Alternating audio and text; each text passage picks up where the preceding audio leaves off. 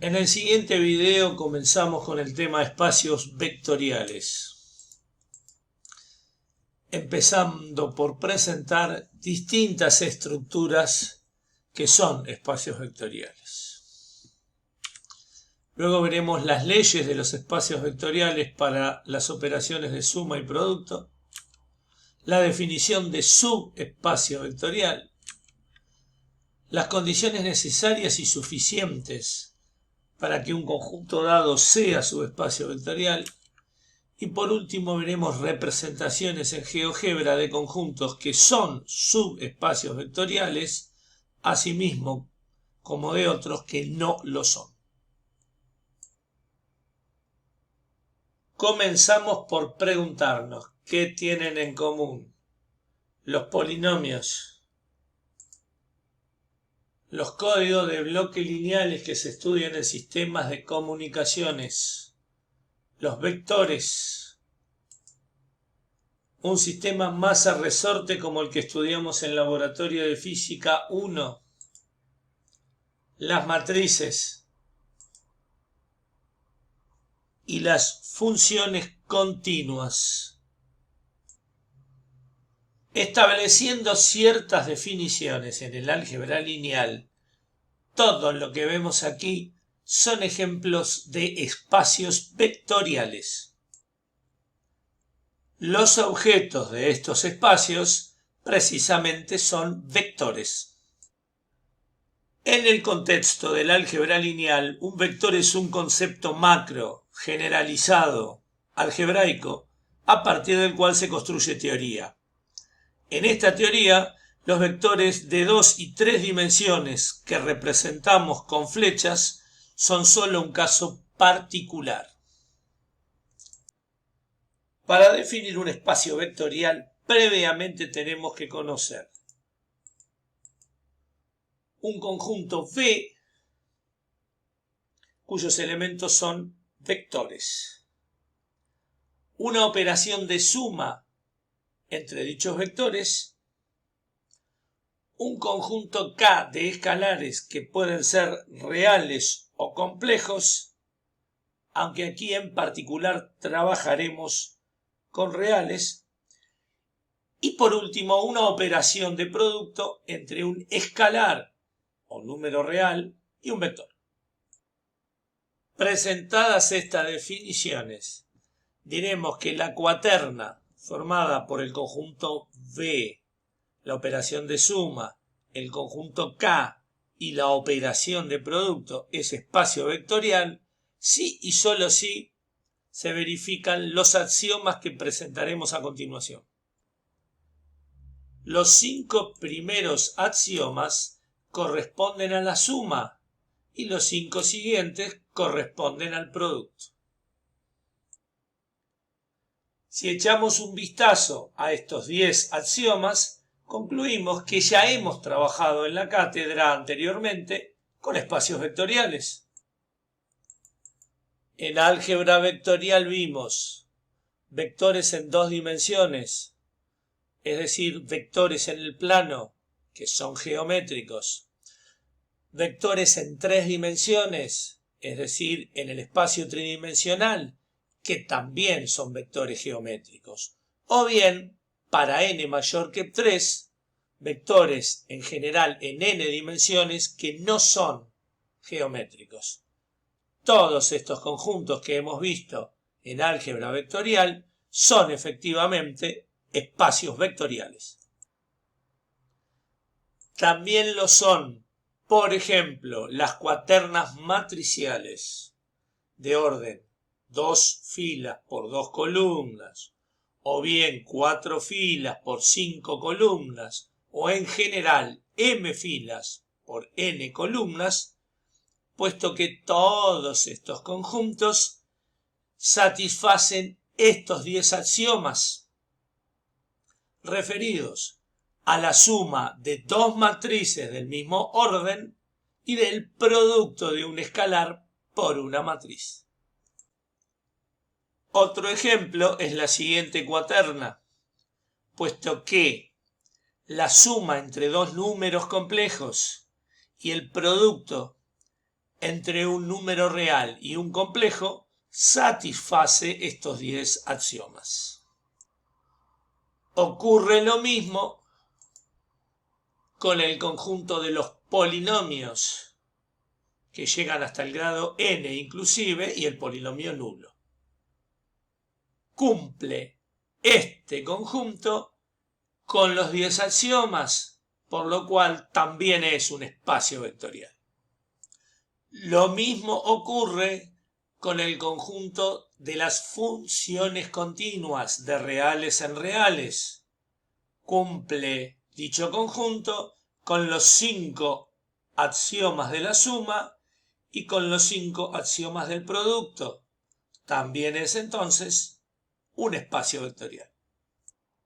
Como conclusión de lo presentado hasta aquí, observamos que un vector en el álgebra lineal puede ser un par ordenado, si trabajamos en R2, una terna ordenada, si lo hacemos en R3, una matriz de orden dado, un número complejo de la forma A más BI, un polinomio de grado n o bien una función continua. Y todo concepto o propiedad que se defina o pruebe en un espacio vectorial es válida en todos estos ejemplos. Por eso anteriormente señalamos que en el contexto de los espacios vectoriales, un vector es un concepto macro generalizado algebraico a partir del cual construimos teoría. En esta cuaterna de polinomios, si n vale 2, los vectores serán todos los polinomios de grado 0, todos los de grado 1 y todos los de grado 2. Además, claro está, del polinomio nulo, ya que por definición el polinomio nulo carece de grado. Aquí invitamos a nuestras alumnas y alumnos a detener el video y pensar cómo sumamos polinomios y cómo multiplicamos un polinomio por un número real, y si estas operaciones son análogas a cómo sumamos y multiplicamos por un escalar a los vectores de Rn, a las matrices de Rn por m y a los números complejos. Quienes estén estudiando además análisis matemático 1 podrán observar que otro ejemplo de espacio vectorial es la cuaterna de funciones continuas que presentamos recién, donde los vectores ahora son precisamente las funciones continuas definidas de reales en reales. En Física 1, en el estudio del movimiento oscilatorio armónico que describe el sistema masa-resorte que vemos aquí, dicho estudio se modeliza según esta función trigonométrica. K1 y K2 son dos constantes arbitrarias y esta expresión matemática contiene los 5 axiomas de la suma y los 5 axiomas del producto, por lo cual matemáticamente es un espacio vectorial.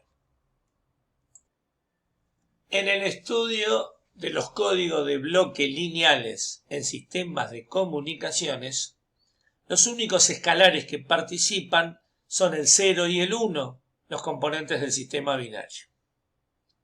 Por lo tanto, la suma será obviamente binaria y también lo será el producto entre escalar y vector. No ahondaremos aquí en la información que se presenta en pantalla, pero podemos decir claramente que el estudio de los espacios vectoriales es imprescindible en sistemas de comunicaciones. Ahora consideramos un espacio vectorial V y un conjunto de vectores W que vemos presentados aquí en este diagrama, en el cual W es un subconjunto de V y es distinto del conjunto vacío. Nos preguntamos entonces si W siempre será espacio vectorial, si lo será a veces o no lo será nunca. La respuesta es a veces, puesto que el hecho de que W sea un subconjunto no vacío de B no garantiza que W sea espacio vectorial.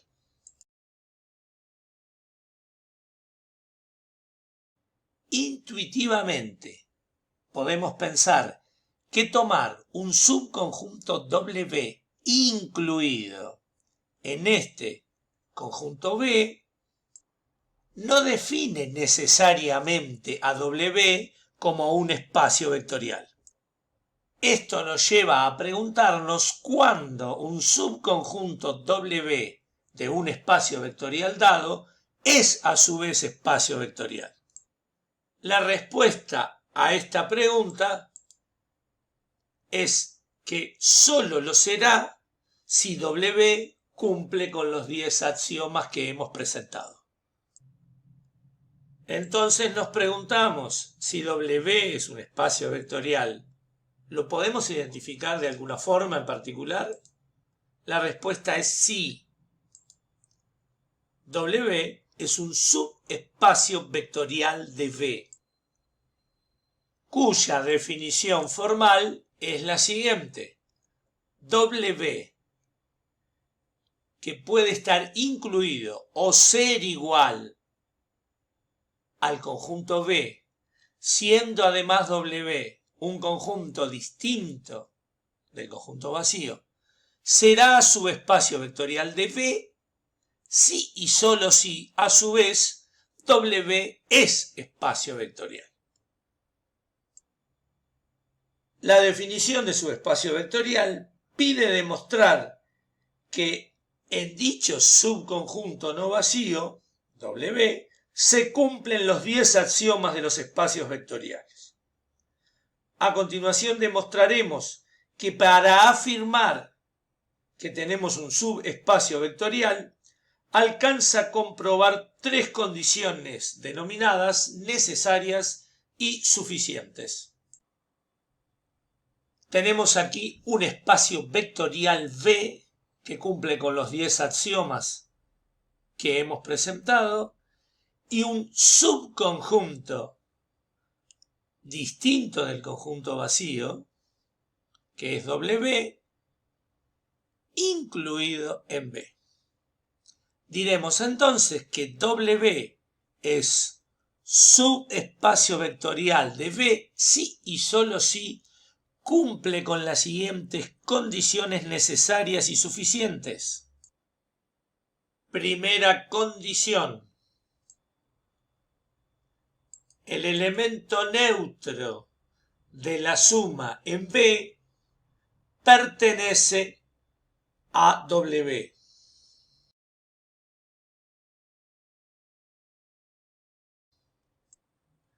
Segunda propiedad.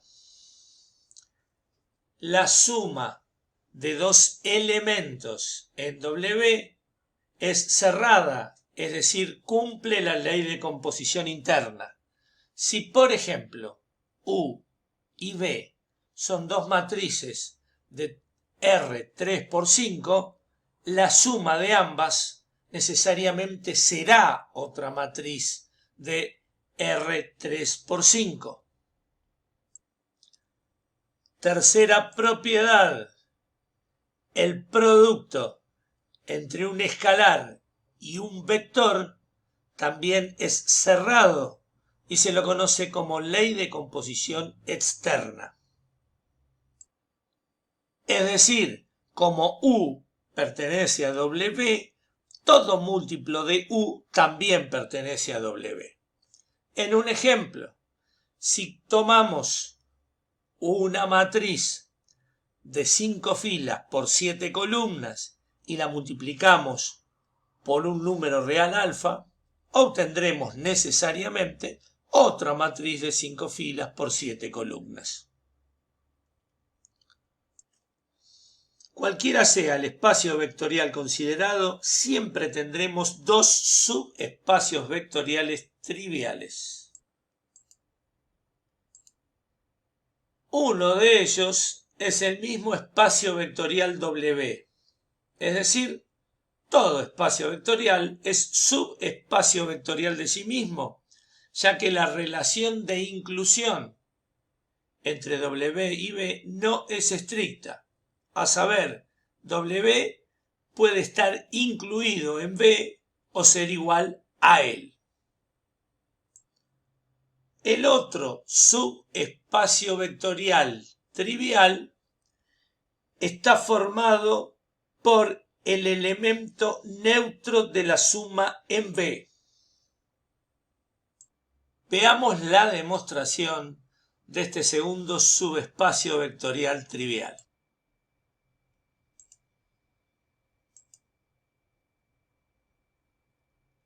El vector nulo de B pertenece a W por definición de W. Como W contiene un único elemento, el vector nulo, solo podemos sumarlo a sí mismo. Y el resultado obviamente da el vector nulo. La suma entonces cumple con la ley de composición interna en W. Tercer paso. Alfa es un número real cualquiera y el elemento neutro es el único que tiene W.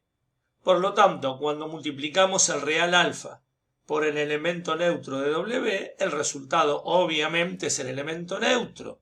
Por lo tanto, decimos que el producto escalar por vector, es decir, la ley de composición externa, se cumple en W. Conclusión. W no es vacío porque contiene el elemento neutro, cumple con la ley de composición interna y cumple con la ley de composición externa. Por lo tanto, es subespacio vectorial del espacio vectorial B. Asimismo, se demuestra que son subespacios vectoriales del espacio vectorial R2, el mismo espacio vectorial R2, el subespacio que solo contiene el elemento neutro y todas las infinitas rectas que pasan por el origen de coordenadas.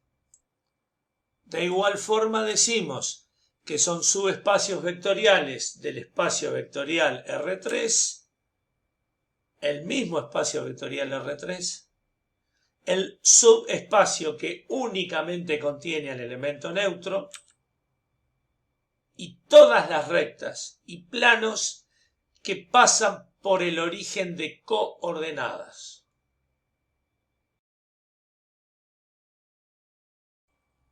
En el plano cartesiano, toda recta que pase por el origen es un subespacio vectorial de R2. La expresión explícita para dicho haz de rectas es A por X más B por Y igual a 0. Aquí vemos en particular la recta X más Y igual 0. Cumple la primera condición, contiene al elemento nulo, es decir, al origen de coordenadas. Presentamos ahora dos elementos del subespacio, es decir, dos vectores colineales con la recta R. El vector U expresado genéricamente como vemos allí, componentes 2b menos 2a, y el vector B componentes menos ba. En particular, para esta recta, los vectores son el vector U de componentes 2 menos 2 y el vector B de componentes menos 1, 1. Comprobamos que W es el vector suma de U más B y claramente es un elemento que también pertenece al subespacio dado, lo cual nos indica que se está cumpliendo la ley de composición interna. Si dos elementos pertenecen al subespacio, su suma también pertenece. El vector T no es otra cosa que un escalar C por el vector B. Y como vemos, también pertenece al subespacio, lo cual nos está comprobando gráficamente la ley de composición externa. Entonces, como esta recta pasa por el origen y cumple las leyes de composición interna y externa, es un subespacio vectorial del espacio vectorial R2. Aquí, insistimos, presentamos un elemento en particular del haz de rectas que pasan por el origen, la recta x más y igual 0. La animación que estamos observando en GeoGebra nos muestra que para toda recta del haz se están cumpliendo las tres condiciones de subespacio. Toda recta del haz contiene al origen de coordenadas. Para toda recta del haz se cumple que siendo U y B dos elementos del subespacio, su suma también lo es, W, y el producto de un escalar por uno cualquiera de ambos vectores, aquí graficado como T, también pertenece al subespacio. En R3, al igual que en R2, analizamos por qué toda recta que pasa por el origen es subespacio vectorial de R3. Tenemos esta recta, una de las infinitas que pasan por el origen. Al pasar por el origen, está cumpliendo con la primera condición. Tomamos dos elementos de dicho subespacio. El vector U tiene componentes 1, menos 2, 3. El vector B tiene componentes menos 2, 4, menos 6. Consideramos ahora el vector W, que no es otra cosa que U más B, coordenadas menos 1, 2, menos 3. Claramente, como el elemento W, el vector W, que es suma de los vectores U más B, pertenece al subespacio, se está cumpliendo la ley de composición interna. Y por último tomamos el vector T, que no es otra cosa que un escalar multiplicado por el vector U, y claramente también pertenece al subespacio, puesto que es colineal con la recta y con todos los otros vectores. Se está cumpliendo de esa forma la ley de composición externa. Y estamos en condiciones de decir que esta recta es un subespacio vectorial de R3. Por último, tenemos aquí uno de los infinitos planos que contiene el origen de coordenadas. Por contener al origen de coordenadas, está cumpliendo con la primera condición de subespacio. Consideramos dos vectores U y B que pertenecen al plano. El vector suma de ambos también pertenece al plano y de esa forma se cumple la ley de composición interna.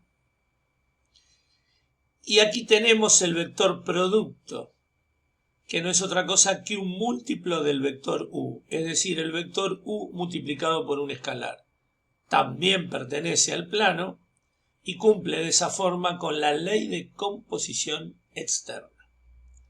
Es decir, este plano contiene el origen de coordenadas, cumple con la ley de composición interna, porque dados dos vectores del plano, el vector suma de ambos también pertenece al plano, y cumple con la ley de composición externa, porque dado un vector que pertenece al plano, cualquier múltiplo de dicho vector también pertenece al plano.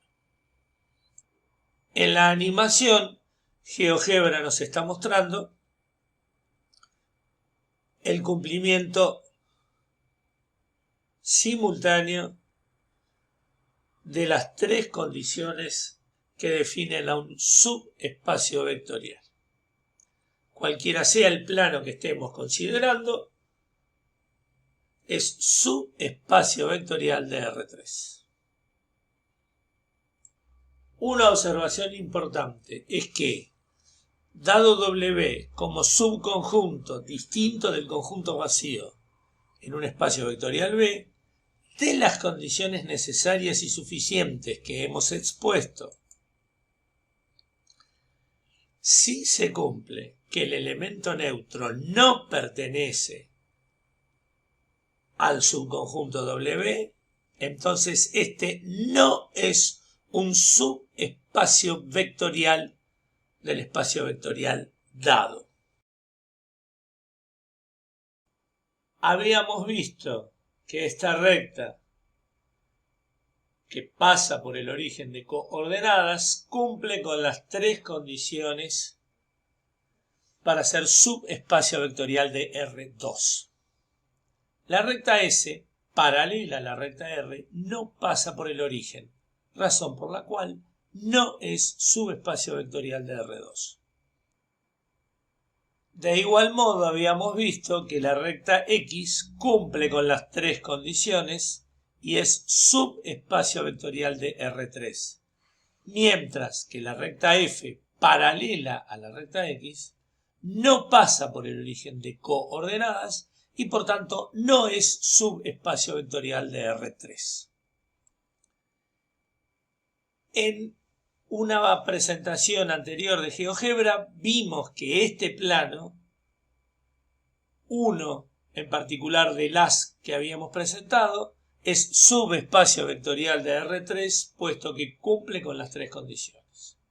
Su ecuación en particular es x menos 5y más 4z igual 0 y aquí observamos este plano paralelo a él cuya ecuación es x menos 5y más 4z menos 45 igual 0, al cual no pertenece el origen de coordenadas, razón por la cual este plano no cumple con la primera condición de subespacios y por lo tanto no es subespacio vectorial de R3. En este video presentamos conjuntos que son espacios vectoriales. Vimos los axiomas que definen un espacio vectorial. También vimos la definición de subespacio vectorial y el análisis en GeoGebra de subespacios vectoriales en el plano cartesiano R2 y en el espacio tridimensional R3. Continuaremos en el siguiente video con el tema espacios vectoriales.